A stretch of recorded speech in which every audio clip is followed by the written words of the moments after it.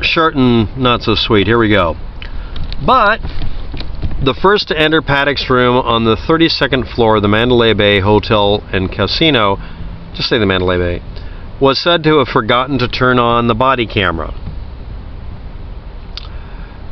June 12, 2018, Vice President of Las Vegas Protective Association, Scott Nicholas, explained that Levi Hancock's body camera was left in the docking charger because, honestly, in the rush to do what he was going to do, he just freaking forgot it. That's the assertion that's been made. It's the only explanation I found at all by the time this was asked of me.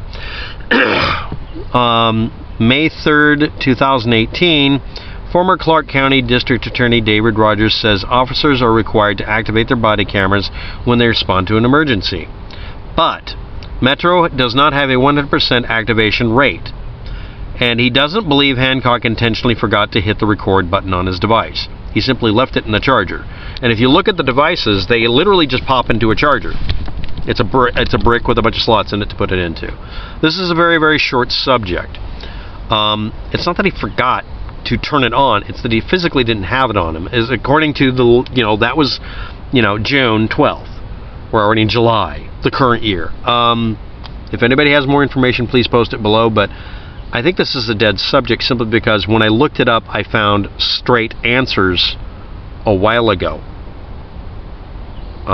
And that's all I found. If anybody has any information, this may be completely wrong, but the links are below in the description. Thank you. Goodbye.